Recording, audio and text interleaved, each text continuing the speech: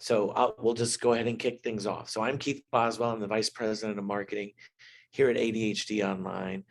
And part of our commitment to the ADHD community is education, being a resource, providing resources to others.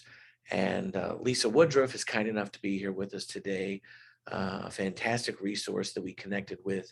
We've done a previous webinar with, and she's here today to really share some very exciting research, kind of a first preview for our audience of some really important research around housework and where we're at in the 21st century with the concept of housework, the home, and really like, what does that mean? I'm very excited. I think, Lisa, you did a great job in the video preview that we sent out, letting people know about this. So we're very excited to talk about this today.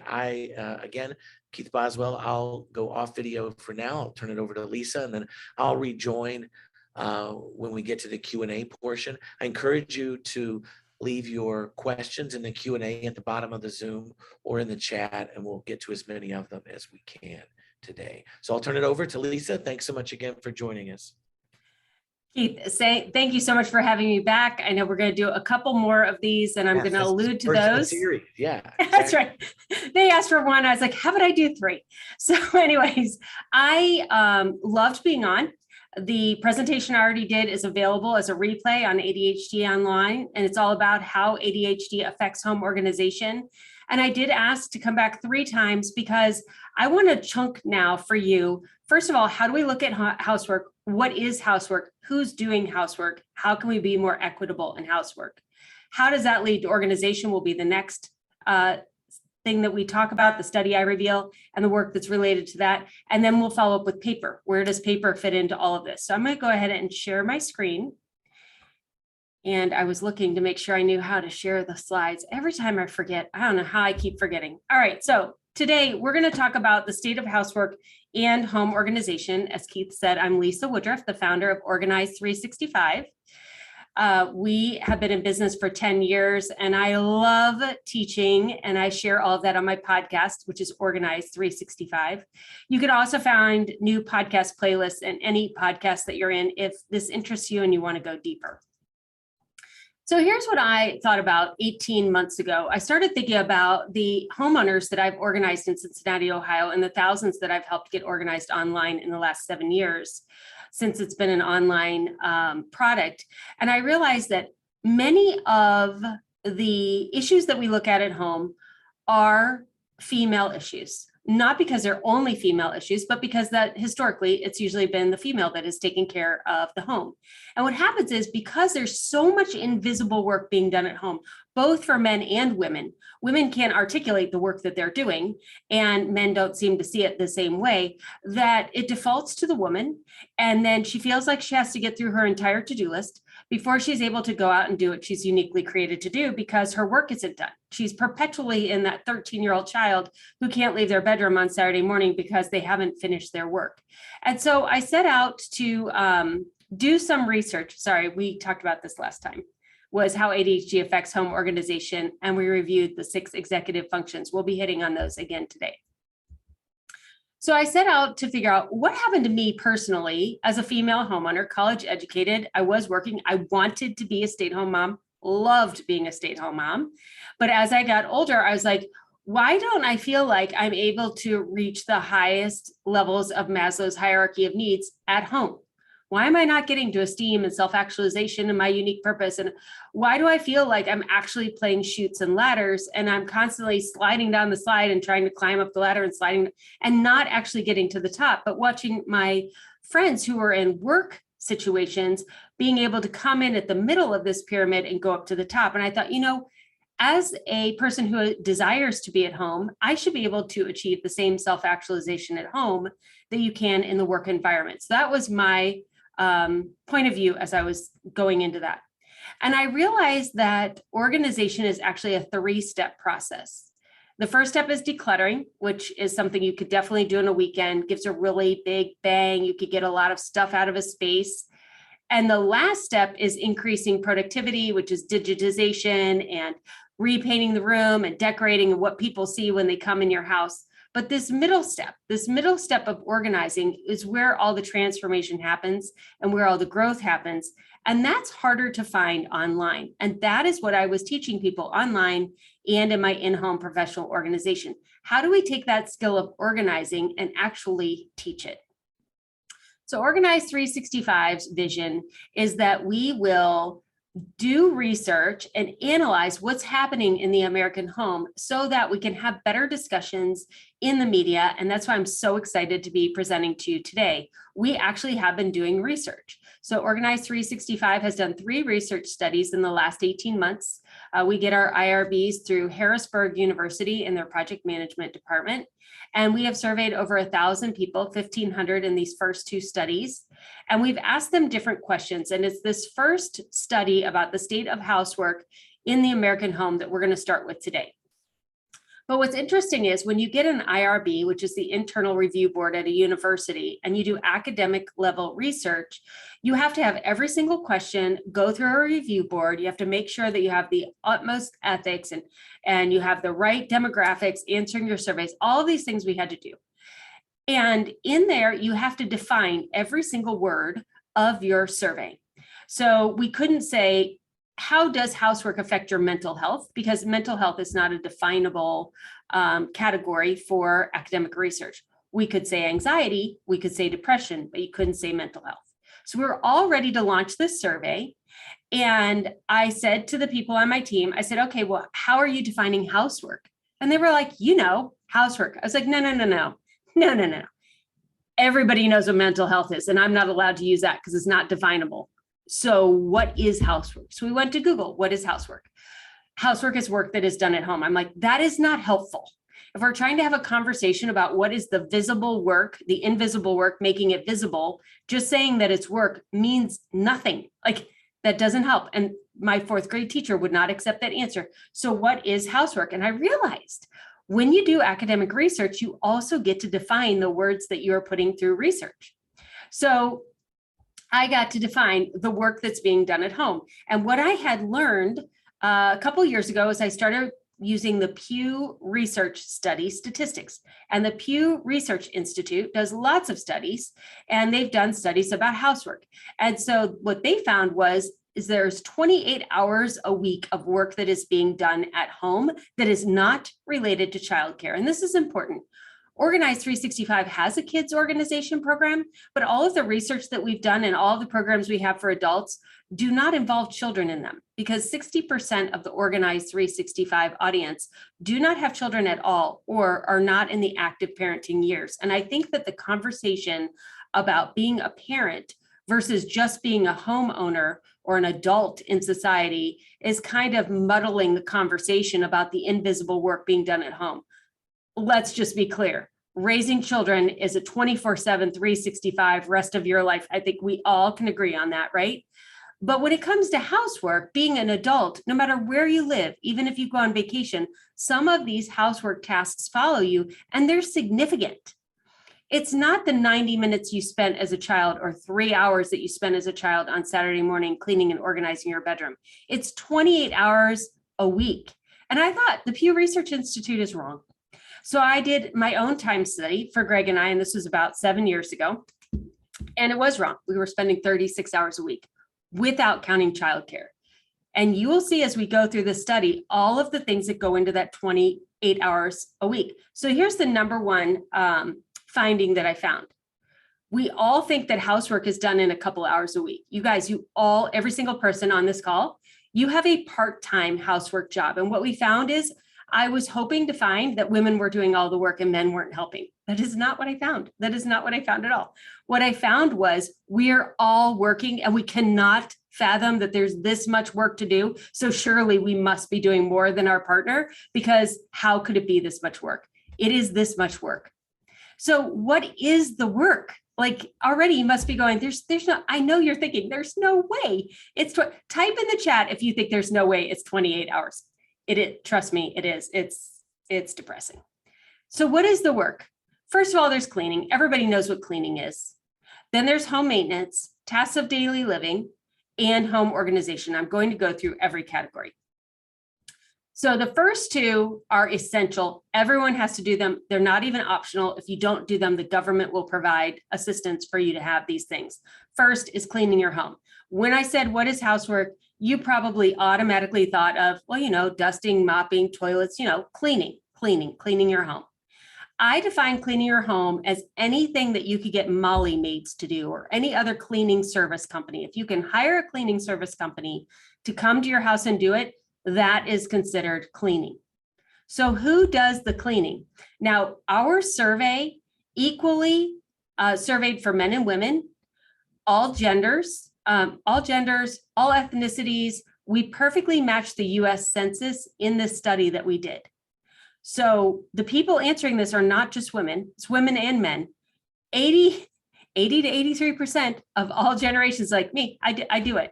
And look at how many are saying their spouse or partner does it, 3 to 5%. This is where I'm telling you, we all think we're doing the work because there cannot possibly be more work to do than what we're doing. And the truth is, there's so much work to do. 48% of women who are surveyed rarely feel satisfied with the cleanliness of their home. How do you feel about how clean your home is on a regular basis? Where are you on that scale? 1 out of 2, not happy. And 63% of women put pressure on themselves to complete their housework. Overall, women report that their housework responsibilities are impacting their lives more negatively than men. When it comes to housework, women carry most of the load for cleaning, tasks of daily living, and home organization. And 72% of Americans think a person who keeps a clean and organized house is better prepared to lead. So if we are not happy with the cleanliness of our house, then we think that cleanliness means that you're better prepared to lead. Internally, we think that, well, then I'm not as prepared to lead because my house is not clean. And I point that out because we don't realize how much our home environment impacts us when we leave our home. And here's what I'm here to tell you. Nobody knows how clean your house is. Nobody knows. The only people that care how clean your house is, maybe your mother-in-law, maybe, but she really doesn't care either. We put this self-judgment on ourselves about the cleanliness standards that we have and how good we're going to be in these areas and that other people are judging us. They're not judging you. They are maybe comparing so they make themselves feel better. But to be honest, when was the last time you went in anybody's house ever and looked at their baseboards or were checking to make sure it was clean enough? You didn't. As soon as you walk in the door, you're like, hey, how you doing? So good to see you. It's been like 18 years now. We're finally allowed to see each other. Like, you're so excited to see each other. The other thing is we print off these to-do lists of what we think a clean house is and all the things that need to be cleaned. And COVID was a blessing in this one area. Are you ready for this one area, you guys? Dusting. How often do you dust your house? Like, I never want to dust my house, but it's just, I never want to do it. And when COVID started, we were having our house cleaned. Something I do, I run my house and I run my business. And so I have my house cleaned. So our house was cleaned. COVID happened. We all entered lockdown. In the chat, I want you to type, how many weeks do you think it takes before dust accumulates to the point where you can see it on things? Well, I want to look at the chat. How many weeks do you think it takes before dust accumulates so that you can see it on things? I can't see the chat because I'm presenting, but the answer is 7 weeks.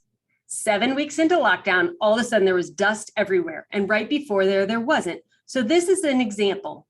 You only need to dust your house if you don't want to see dust really thoroughly every 6 weeks. Other than that, just let it go.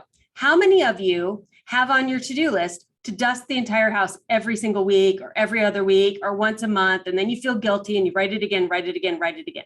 You really only need to do it every 6 weeks. And this is an example of how we are holding ourselves to a standard that nobody is looking at, that doesn't even matter, that we can reduce to every 6 weeks. And this is what I want to share with you.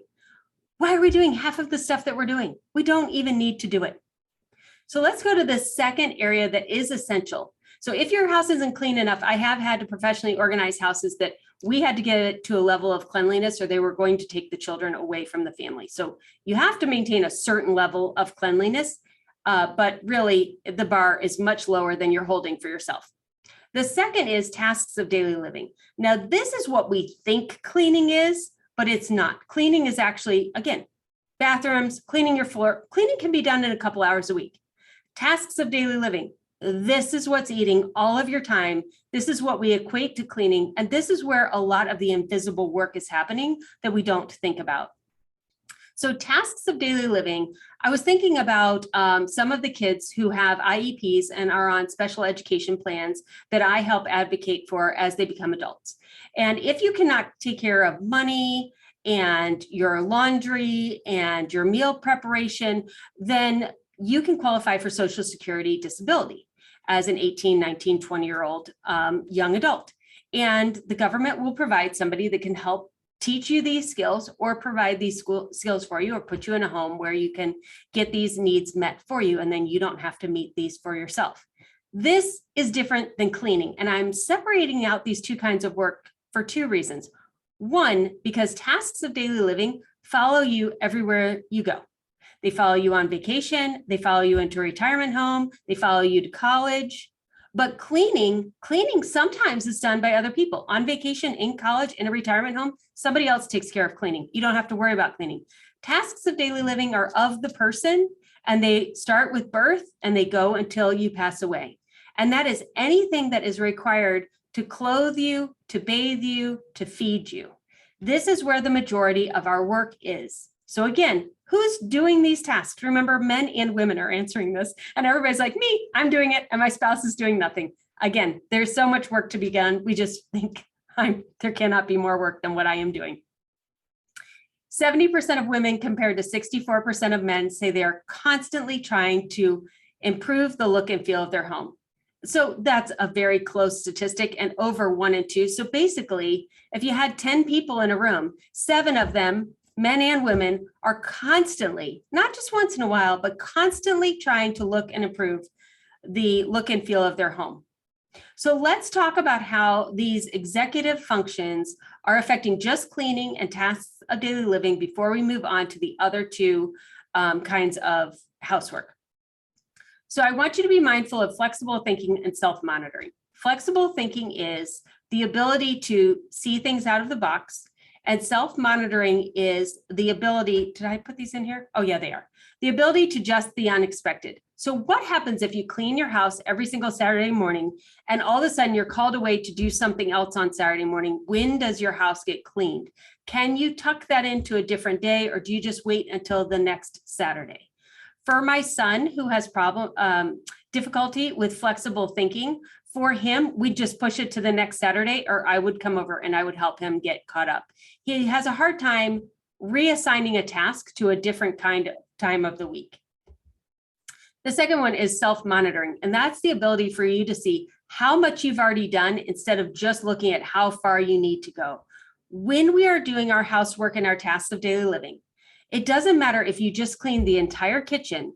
If you walk into the laundry room and you see 8 piles of laundry, you're like, I'm never gonna be done. I'm never gonna be done. And you forget that you just made the kitchen look like it is the, White House. Like, you forget how far you've come because there's so much to do, because there's just such a large quantity. I just want you conscious of those two. I can't really fix them for you. I just want to let you know that you're having this negative self-talk, or that these are areas that may be more challenging for you, so that you're aware. But these 4 executive functions that we talked about in the last webinar, we really can start to streamline and organize, and they are working memory, task initiation, planning, and organization. We're going to start with working memory. So working memory is the ability to keep multiple pieces of information in your mind at the same time. This is what I think is funny. Have you ever seen the meme where they do the book, if you give a mouse a cookie, if you give a mouse a cookie, he'll probably want a glass of milk. If you give him milk, he'll probably want, it goes on and on and on. And a lot of people will do, if you give a woman a day at home, she'll go get a coffee, and then she goes and starts the dishes, and then she starts the laundry, and then she goes back, and then later in the day, she finds her coffee and it's cold, or she finds 3 glasses of coffee. I agree with that to an extent, that working memory is the ability to hold multiple pieces of information in your mind at the same time. But I find when I'm actually in a groove, like on a Saturday morning and I have 3 hours, it does look like I have no plan because I'm running all over the house all the time. But by the time you get to noon, all of a sudden the whole entire house is organized. So is cleaned. I think that's okay. You don't need to be like, okay, I'm going to go and do the dishes only, and then I'm going to go and do the laundry only. And like, you do kind of popcorn around the house. So don't worry about that one so much that you need to be linear and finish something all the way through. Housework is something that is ongoing, never ending. You're never going to have your to-do list done. I say that in an empowering way, not a defeatist way, so that you go, you know what, I'm going to spend 90 minutes on Saturday morning and 30 minutes at the end of each day, and whatever gets done in that amount of time gets done, and eventually I'll get caught up, or I won't. And this is just going to be my status quo level. Now, the Sunday basket, which we touched on in the last webinar, and we'll touch on again here too, is this box. It's this box that you keep on your kitchen counter. It has these certain slash buckets in it. We teach you what goes in each of these. The first 5 that you see there, the to-do, the computer and calendar, errands, money, and waiting for, you do those every single week on Sunday. The other ones you can't see in there. There are 20 color-coded project files. You do those later as you start to get more on top of your housework. You start to get some extra time. That's how you organize your personal projects, your household projects, your family projects, and your other money-related investments. But the big bucket behind that you could see behind those slash pockets, that's designed for you to dump your brain all week long. So if you remember that you need to get milk, you don't want to put that in the Sunday basket because you actually need to do that today. But if you remember you want to make a haircut appointment, that can go in the Sunday basket because it can wait until Sunday. I put my grandson's little toys in there that need new batteries. I put dry cleaning tickets in there. I put pill containers that need to be refilled. We put our mail in there. And I'm always writing little notes on index cards and dropping them in there every single day so that it goes out of my brain and into this box so that I can take care of it at a different time.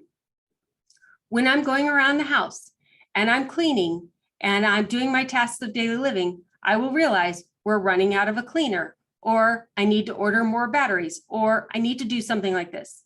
What do you do with that information?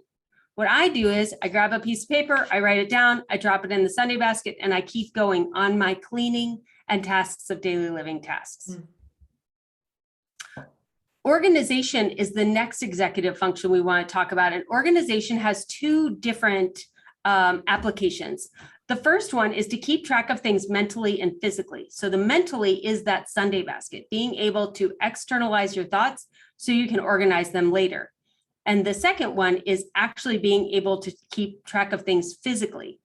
As you add more organization into your house, which we'll talk about at the end of this presentation, and that's the whole entire presentation we'll do next time, that's when you start to reduce the amount of hours you're spending on housework from 28 down to 26 and 24, and it becomes less and less and less, because if everything has a place to go away to, it has a place to return to, it's easier to maintain that, and you find yourself not picking up things as much and really just getting to the cleaning and the tasks of daily living.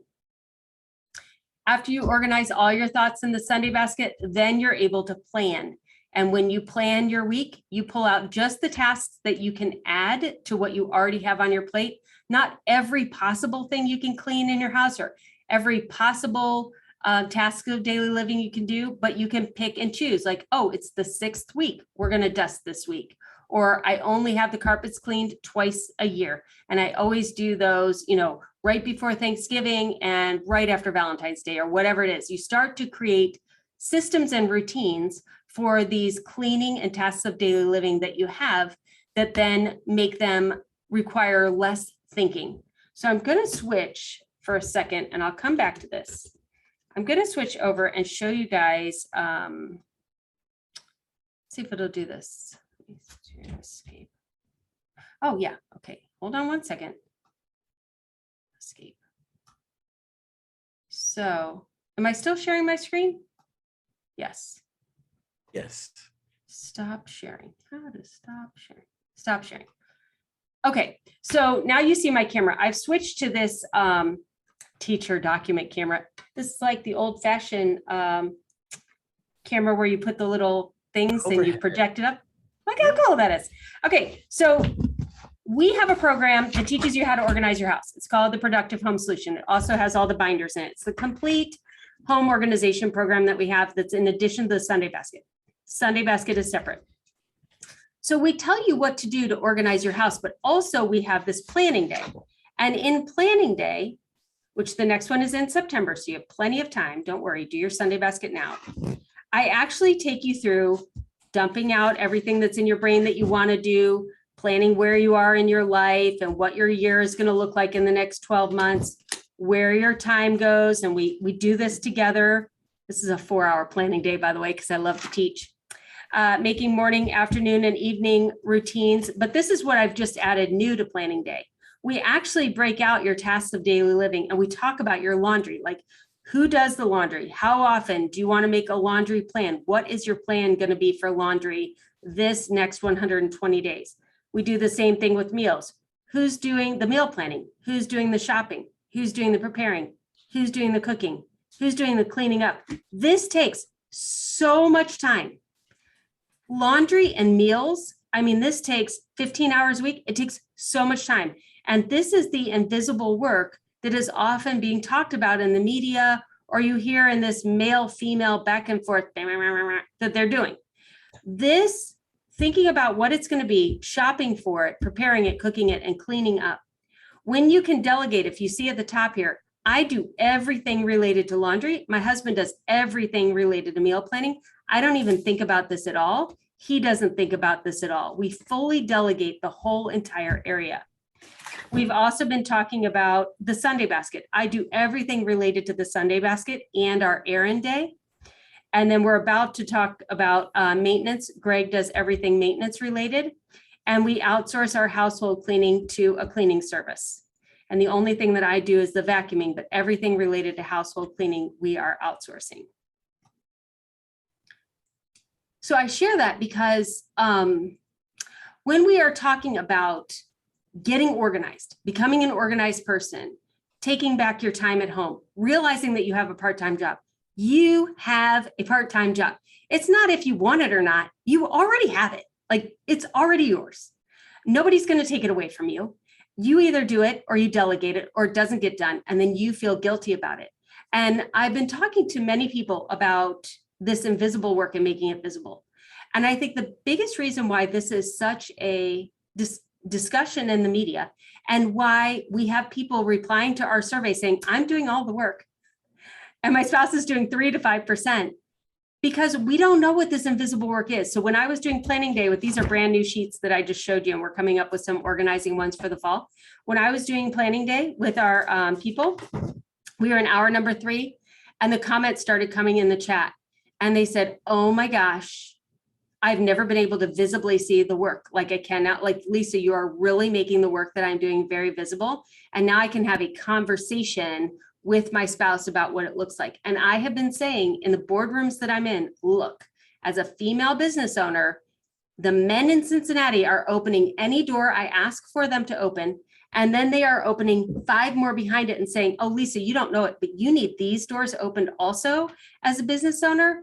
That is what I feel is my obligation as someone who's been researching this for 10 years, is to say, hey, here's the door to my house. Come on in. Let me show you all the work that we are doing, primarily has been done by women, so that we can all see it, so that we can then choose how we want to divide it going forward. But if you can't see it, then you can't divide it going forward. So it is not, no one is wrong in this. No one's doing it wrong. No one has to blame anybody. We're all being made aware of the amount of work that's being done, and we are all starting to look at it. So task initiation is the last one we're going to talk about. That is the ability to take action, get started, finish something. You can't get started and finish something, number one, if you don't even know it exists. Number two, if you don't know how often you're supposed to do it, like that organizing, that being able to organize how you run your household as your part-time job in a planning day with a course that tells you how to organize every section and a Sunday basket planning time to organize your work. It just empowers you so much. It's so empowering and freeing, really. The work isn't going to go away. So let's make a plan for it. So the truth is, people always say you can't buy time. And here's what I found. When you organize, you always get more time. When you take the time to plan, when you take the time to organize, you always get more time. And people say you can't buy time because they don't realize that's how you buy it. You buy it through the planning. So the Sunday basket, if you don't have a Sunday basket, I do not want to overwhelm you. Start with the Sunday basket first. I showed you the productive home solution, just so you know that that's next. After you get everything out of your brain and you could start going through it on a weekly basis on Sunday and stop being mentally overloaded, then you're ready to really step into this part-time job that you have, sometimes a full-time job, and really plan your next season. Now, the last two categories I told you are optional. They're kind of optional. Here's how they're optional. The first one is home maintenance. Home maintenance is a current investment of money into a dwelling that you own for a future return on money. That's why it's optional. If you rent, you don't have home maintenance. If you own, you do have home maintenance because you want a future increased monetary reward on your investment. This is the only category in which men said that they do a task in this category as soon as they see it needs to be done. In all of the other categories, the women were higher in when they see a task, they do it first. And this is the only category in which women did not feel as confident in men in doing that category, although you see how pretty close they are in most of them.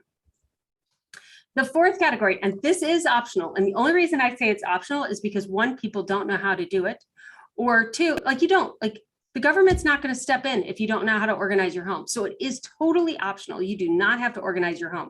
But this is the only category of housework that when you invest the time, you get back an exponential return on time. An exponential return on time. It's not like one for one. Like when you do laundry, do you save time next week? No, you still have just as much laundry to do. When you wash the dishes, do you save time next week? No, you still have the same amount of dishes to do. But when you spend time organizing something, the next week, you either don't have to do that at all, or it goes so much faster. So home organization is where you really start to save on housework. And that's why we're going to talk about that one in our next meeting on June 8th. So please sign up for that.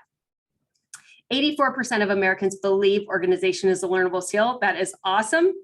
It is not awesome how many people are actually organized, that you'll hear next time. Organization is definitely a learnable skill. The book that I published last year talks about my journey in 2012 to reorganizing my life. And both men and women agree that they consider their home to be organized most when everything appears to be in its place. So that's what we're looking for. When we say organized, we mean it has a home and we know where to put it away. Now, this is what's interesting. How do you feel when your home is organized? We both feel accomplished. Men and women, we feel accomplished. Like, yes, I did it. I'm organized. But women feel relieved. Men feel relaxed and in control. Just think about that in your body. How does it feel to be relieved? Like, oh my gosh, finally, like this weight has been lifted off. Whereas men feel like relax, kick back, turn on the game, and they feel in control. It's a totally different feeling we feel when we have that organization done. Organization builds confidence and it allows you to do a lot more.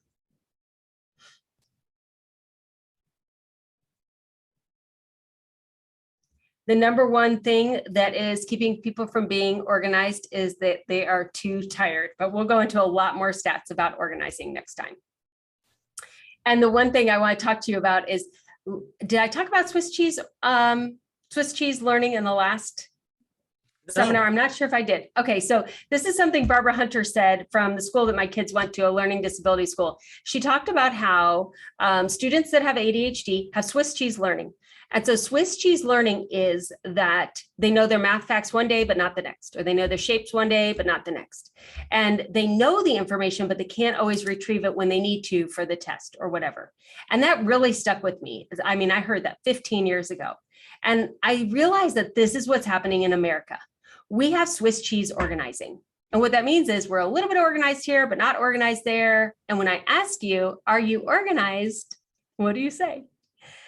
And immediately, if you're like me, this is what you're thinking. You're like, well, I'm not a hoarder, so I'm not unorganized.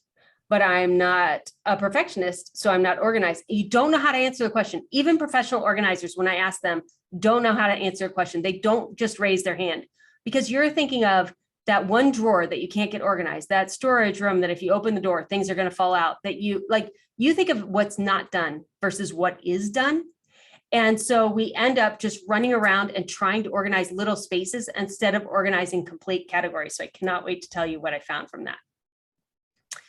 Organize 365 wants to help you create systems that fit your life. You can find out more by going to the Organize 365 podcast and look at all of our research. But we created a special page for you guys. So if you go to organize365.com/ADHD online, you can download the ADHD book for free.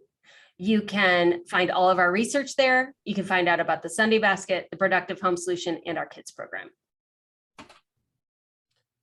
Lisa, this is like you packed a lot in 36 minutes. Some people were like, I can't wait to watch the replay. This is like, yes, I know. She's cruising. But thank you.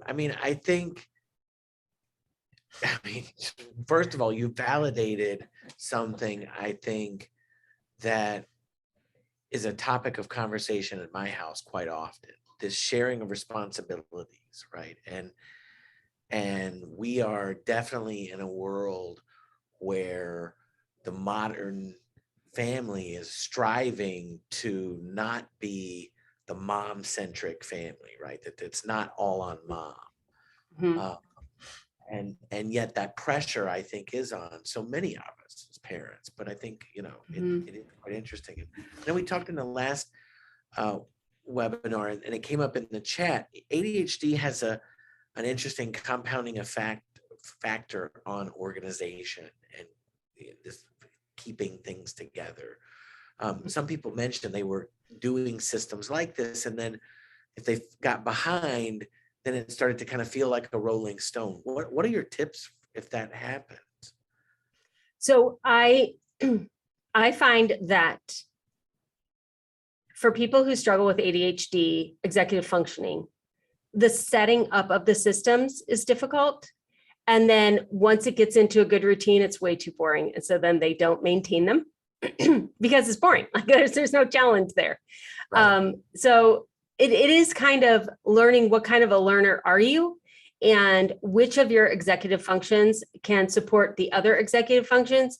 And then also just being like, well, it's my job. Like it's my job. I can either pay somebody else to do it and it could be their job, or it can be my job, one or the other. And then I like to try to race the clock. Like how little can I do in how little of time to maintain the level that I want to live in?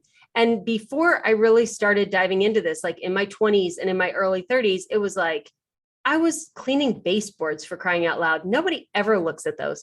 There's so much stuff that we do that we add on to this list of things we need to do. It's almost like until recently, after the dinner dishes were done, I'd be like, okay, I'm going to go check my to-do list to see what else I can do before I'm allowed to go take my bath, read a book, watch a TV show, because I'm always behind. I don't want to be more behind.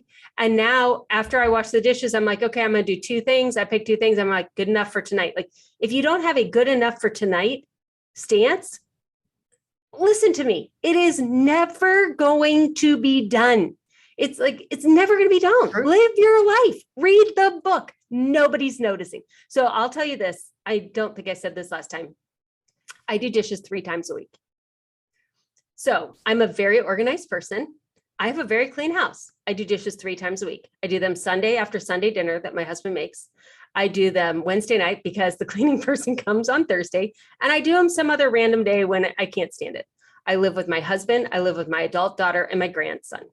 And let me just tell you, nobody else does the dishes. Like nobody does them. And also nobody asks me to do them. They don't say, hey, mom, you haven't gotten the dishes, because they don't care. They really don't care. And when I do it, they're like, oh, kitchen looks good. And then they just start putting stuff there. So if they don't care and they're not going to do them, I'm going to do them when it's convenient for me. And that's when it's convenient for me. And I do. I walk by the kitchen. I'm like, yep, looks like a mess. Because as soon as I'm done, 20 minutes later, there's an empty baby bottle. There's an empty, like, it's never going to be done. So I, a couple times a week, make sure it's all the way done. And then I'm happy with that level. And everybody in my house apparently is happy because they're not doing it. If it bothered them, they can do it. And they don't.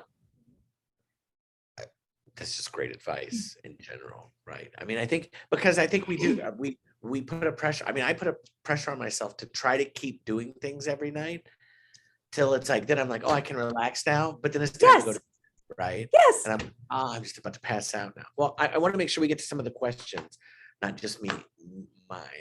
But so Sarah asked, she said, regarding the Sunday box, how do you manage for that out of sight, out of mind problem with ADHD brain? She goes, I would forget all the tasks I placed in the box.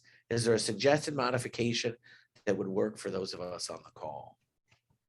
It totally works with people who have ADHD. We have thousands of people that are doing it. That's the beauty of it. It's out of your head. It's recorded. You don't have to think about it. You do need to do it every single Sunday or whatever time you want to do it. Sunday afternoon works for me. It has to be the same day every single week. It could be Monday, Wednesday, whatever. You may not skip a week. Other than that, it will totally work. Because the only rule is, can it wait till Sunday? If it can wait till Sunday, it's supposed to go in the box. Now, how long does it take on Sunday is the next question. 90 minutes, but some weeks it's 3 hours. But here's the thing. The rest of the week, you don't have to think about any of those things. It is glorious. That's a really great tip. All right, well then, so next question. Sophia asked, what's a good frequency to have a cleaning company come? As often as you can afford them. No. So I have cleaned houses and I've had my house cleaned. So I've seen both sides of this. I have done every other week. When my daughter told me she was pregnant, I asked my cleaning company if they could come every week. And they said, absolutely. So now I do it every week because I'm living with my grandchild and I'm 50 and I want to have my house cleaned to a 50-year-old supposed to be empty nester level. When I was raising my kids, it was once a month. That's how often I had it cleaned because that's how long I needed it cleaned and I could maintain it in between and that's what I could afford. So what can you afford and what's your level of cleanliness that you personally want to have your house at? Yeah, that makes sense. Great. SS asked, are there tips when struggling to keep up with these routines?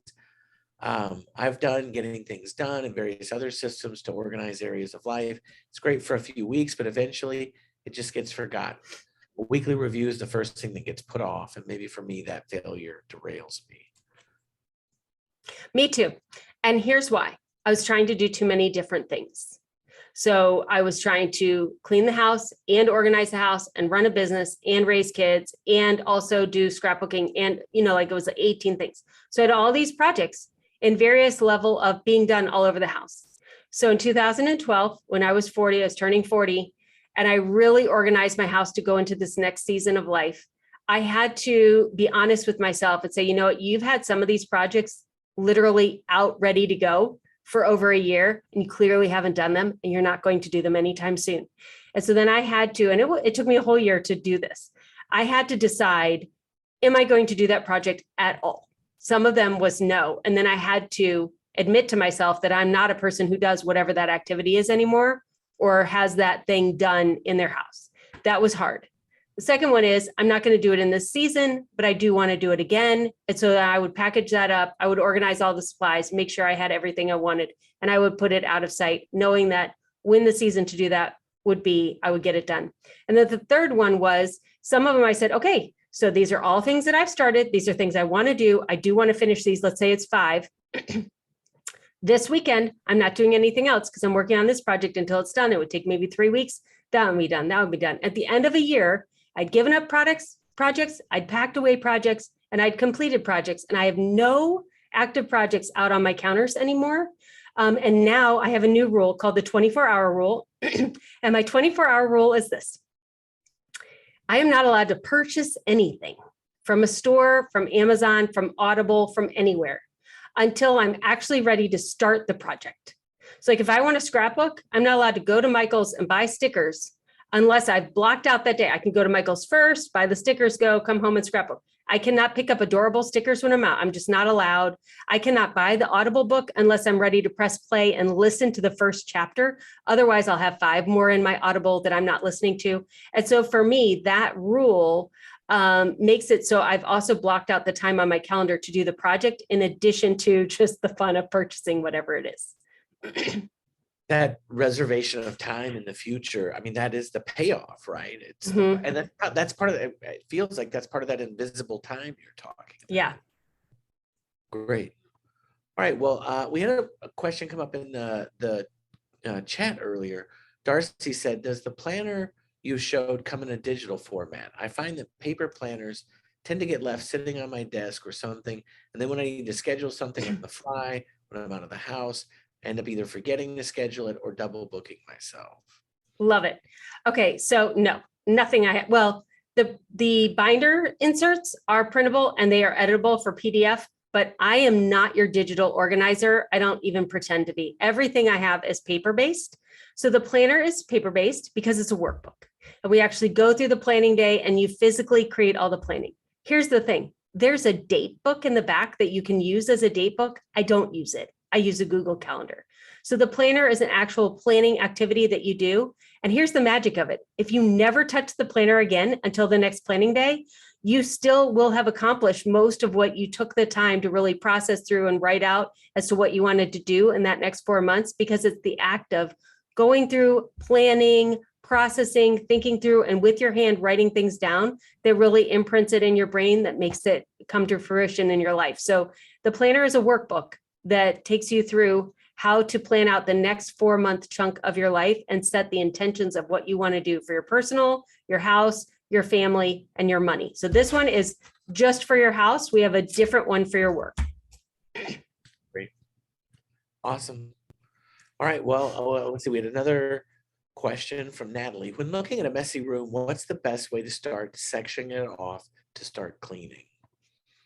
So I'm going to refer you back to the last one that we did. Didn't we do trash, laundry, dishes? Okay. So go back to ADHD Online.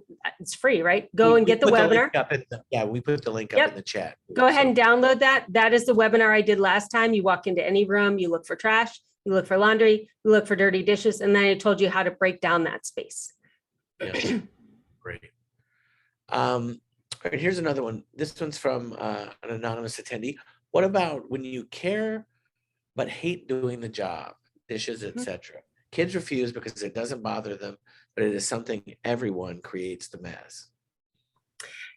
Yeah, so I have 2 thoughts about that. Number one, you either care and do the work, or you don't care and don't do the work. You can't care and not do the work. So you have to pick one or the other. And then you can also pick the level at which you care and do the work. So the cadence and the degree. I mean, if you really hate it, get paper plates. And I will say there was 4 years in my life where all we had were paper plates. I was like, I'm so over this. It's not great for the environment. Save my sanity. I don't know what to tell you. The other thing is, I have been where you are. I have had those same exact thoughts. That's why I have all those answers that I just told you. And part of it is our expectation of what we expect of ourselves and what we think it should look like and how we think people should support and help us. And what I've personally found is, number one, I was looking at the wrong model. I'll show you that in a minute. But the second one is you are only in control of yourself. You're not in control of your children, your spouse, the government, your work, nothing. You are only in charge of yourself. So if you're only in control of yourself, you are in control of what you do, how you think about it, and how you respond. That's all you're in charge of. So what I realized was, because I had the same exact thoughts that you just shared, I was like, where did I get these thoughts? That it should be this way. The kids should be helping me, and that it should be this certain level of cleanliness. Like, how did I get this? And some of it was my origin, but really what it was I watched the Brady Bunch growing up, and I really loved the Brady Bunch. It was a great show. But if you think back to the Brady Bunch, do you know where I'm going, Keith? I do. I modeled my entire life after Alice, who did the cleaning and the cooking and was there when the kids fell off, whatever. Do you know what Alice was? She was the housekeeper. Right. Carol was the mom. I still don't even know what Carol did. She wasn't even in that many episodes, but Alice, like, I loved Alice. And I realized, oh my gosh, Lisa, you made yourself a housekeeper. Alice came in the morning with a girl. I modeled my entire life after Alice. I still need to figure out what Carol was doing. Apparently she was a working woman. I didn't model myself after that. He was an architect in his room, and he was an architect. Yeah. She was not the housekeeper. I don't know. Well, I have looked it up. She was employed. So I modeled myself after the housekeeper and the person who take. So you don't realize how much what we watched on TV, what we saw our parents and grandparents do, what we see our friends do, what the kids at school parents do, how much that really makes us think like my husband will say all the time, this is ridiculous. My dad came home from work. Your dad came from work. They had a beer. They watched TV. Why do I have to drive the kids everywhere? Why do I have to do it? Our dads never did any of this work. Like still to this day, he's like, I can't believe now we're raising our grandchild. Like, why do I have to do all this work? Like he mentally inside is like, my dad, your dad didn't have to do this. I'm required to do this, but he still has this dissonance in his head of like, this isn't how I thought it would be. This isn't how I thought it would be. He's doing the right things, but mentally he's saying, this is not what I signed up for. I also did not sign up for my wife starting a company and not being home at the end of the day, but it is what it is. Well, and we had some people talking in the chat, and I want to address this. I mean, this isn't just a male female right thing. I mean, this is the dynamic you're discussing is your relationship, same-sex partners. Oh, yes. First partners. I mean, this is, I mean, or when you're alone, right? I mean, this work is still there. Right. So I guess I want to be sure to address that. I mean, I know what you've been talking about is, is from your point of view, but people are saying, well, this feels like maybe how does it represent, or how does the research represent back, those other households? What would you say to them? I mean, so in our first study, we did male, female, other, where there's categories of gender identity. In our next study, which was all academic based, and we didn't use a marketing firm to help us create the study, we had male, female, and we had 17 other genders identified. 17% of those identified as something other than male or female. And then they self-ascribed themselves to male or female to take the remainder of the survey. So we still have male, female data, but it is self-ascribed male, female data. So we are looking into that as well. That's a whole paradigm I'm looking into. There are a lot of families that I have talked with, but I think the underlying thing, it's not as much of male female issue as it is we didn't realize we were doing this much work. And you thought as a kid that when you finally got out of this house, nobody could tell you you had to clean your room on Saturday before you could go anywhere, because you were going to be an adult and you were going to own the house, and then you were going to be able to do whatever you want. And what you found was, instead of 90 minutes to 3 hours of work, you just got 26, and nobody told you. Right. It's true. Right. Right. I mean, that's what we're mad about. I think about all the times where I'm like, wow, renting. I mean, it's the way rent is going, nothing is affordable. But as a homeowner, right, there is so much work that I've neglected and behind on. But it is overwhelming, because there is so much that you take on and you don't really think about. So, and you can argue the semantics. You can argue whose fault it is. You can argue, why your parents didn't prepare you for it. You can argue about all these things, and you can, spend a lot of energy on all that. But at the end of the day, you are only in control of yourself. It's at least a part-time job. You can do it or not do it, but it's not going anywhere. Now, the way that you can reduce those down is you lower your expectations of what you think done is. That will reduce tons of hours. And then number two, what we'll talk about on January 8th is getting your house organized, which will take a year to 18 months. I'm not the person that goes, you're going to get this done. I don't lie to you. It will take a while to get organized, but once you do, the amount of extra time you have, you'll be like, why didn't I do this sooner? I cannot believe this is the answer we were looking for. But it's going to be a full-time job for a year while you get to that point. Well, and I feel this and I live this. We're all on a journey of understanding, right? Yes. And the things my parents knew and what they had available to them is radically different than what's available to me and my children. Right. And I'm constantly reminded of what a gift that is. Sometimes it feels like a double-edged sword because we know so much more, but I think, uncovering things like this where it kind of does feel like a aha, because we're acknowledging something that we're all feeling, but maybe you're the first person to kind of put a finger on it and say, no, this is actually a real thing. I mean, when I think about, so then you think about the people that have 2 jobs, 3 jobs, and this part-time job. It really is a lot. So, Yeah, we all have two jobs. We have whatever we do 9 to 5, and then we have this housework job. And then you can add another job, you can add parenting, you can add whatever to it. But I think when you take right. parenting out and put it over here and just talk about your 9 to 5 job, which can be being a stay-at-home parent, volunteer, whatever, and your housework job, the housework is a job. It is a job. It just is. Yeah. Well, and I think, I know when I've taken that ownership of it, it does feel better than when it Yes. just feels like some dread. Oh, I gotta do this thing. Yeah. So, all right. Well, we've got a few more questions we'll be able to get to, and then really appreciate it. There's been a lot of activity in the chat and Great. Q&A. Thanks to everyone. But so Cynthia asked, how do you recommend we go about to get in the habit? How do you start organizing? I think first you have to have the desire that I find this is the Organized 365 audience member. They're not just interested in organizing or researching it as like a phenomenon they're watching. Usually they're to the point where they're like, I cannot do this anymore. Like, I just literally cannot live this way anymore. Like, I'm willing to do whatever it takes to stop living this way. So you're really willing to look at your habits and how you spend your time to make some changes. And the first thing is that Sunday basket. It's $97. It's a lifetime membership, 90 minutes of co-working every single week online. Like, there's so much support that goes with the Sunday basket. It's incredible that when you really start saying, okay, I'm going to take the thought and delay it. I'm going to take the thought and delay it. And then on Sunday or whatever day you want to do it, now I'm going to process all the thoughts. And getting into that starts to teach you that, one, you don't have to act on every thought every time you have them. And two, you can create a new habit that will give you more time. And it does. It like reduces the overwhelm within a couple of weeks. And within 6 weeks starts to give you 5 hours back every week.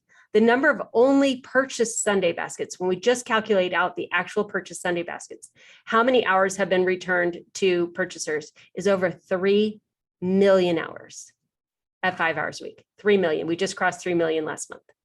That's insanity. Way better than how many hamburgers sold. 3 million hours. Can you imagine getting back 5 hours every single week? 5 hours every week. That's that sounds like a gift right now. So no. 270 a year. So I started my Sunday basket 20 years ago. So I have received 5,200 hours back. I know without a doubt that is why I was able to start my company and grow it. Wow. That's what I used my time for. That's a huge, So that says a lot. That's huge. So that's where you start. You start with the Sunday basket. That's where you start. Awesome. Well, all right. Well, here's another question we got from Alexandra. What's your opinion on open versus closed storage for people with ADHD? Doesn't matter to me. Whatever, that's an aesthetic choice. Like, do you like to be able to see your things? For me, if it's closed, I don't see it. That's why I like the Sunday basket is open. You see all the slash pockets. I need open storage for things that I need to maintain. Closed storage works fine for things that don't need regular maintenance. So a nightstand drawer is fine. Bathroom drawers closed are fine. But like the Sunday basket, I need to be able to just drop things in there. The IKEA cube system, I love that for being able to put away kids' toys or your books or your work supplies, things like that. So that's more of an aesthetic choice as well. Great. All right. Let's see, maybe one or two more, and then we'll wrap this one up. But Darcy asked, what do you do if you're going on a trip and won't be home for your Sunday box day? So when you do your Sunday basket, you can either take it with you if it's like you're traveling, you have a second home or something like that. But if you're like going on a vacation, when you do your Sunday basket, you have to ask yourself, can this wait 2 weeks? And so as you're putting everything back in, you go, does this bill need to be paid in 2 weeks? So as long as everything can wait 2 weeks, you're fine. So it might create a busier week before you leave, but you've got the peace of mind while you're gone. That's great. Yeah. This is just a general one. I think it's a good one to end on. This one was in the chat. Do you have a tip for, Kristen asked, do you have a tip for those who begin to feel overwhelmed when we initially start a project outside of trying to keep a day? Keeping it a day? Well, like doing like a Sunday or like a week, like a routine. Yes. You're always overwhelmed when you start a project. That's why you start with decluttering. So you go to do a project, you're always overwhelmed. You open your email tomorrow morning, you will be overwhelmed. Like every time you go to start anything, you immediately start with overwhelm of what needs to be done. So the first thing you always do is declutter. So you can declutter the space that you're going to do the project on. You can get all of your project materials out and organize them. When you go into email, isn't this the first thing you do? You go, how many things can I just delete? So you go there, delete, delete, delete, delete. Okay, move, move, move, move, move. Okay, here's what's left that I have to do.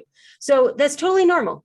Recognize it as normal and just say it to yourself like, yep, this is normal. I'm starting something new and I can do new things. And then just even acknowledging it will take some of the anxiety out of it. It's true. I think my therapist said, say it's there, let it go, right? Just, and that feeling of letting it go, it's like, cause I think that was for me, when I didn't acknowledge it, that's when you feel the more distress, right? Yeah. So, well, all right. Well, Lisa, listen, thank you so much. I learned a lot. I hope I know from the comments and the questions, our audience did too. We will see you again on June 8th. We're very excited about that. We've got another one, like you said, the third part of this series. I'm sure we'll have you back again. Thank you for being on our first episode of the podcast. We had a clip of you on there as well this week. So if you haven't heard our podcast, be sure to go and download that as well. We're very excited about this and everything that you've shared with our audience. Again, organize365.com/ADHD online. There's a lot there, and then our webinar page as well. So thank you, Lisa, very much on behalf of all of us here at ADHD Online. We will see you again soon, and thanks everyone for joining us. Thanks, Keith. All right, bye.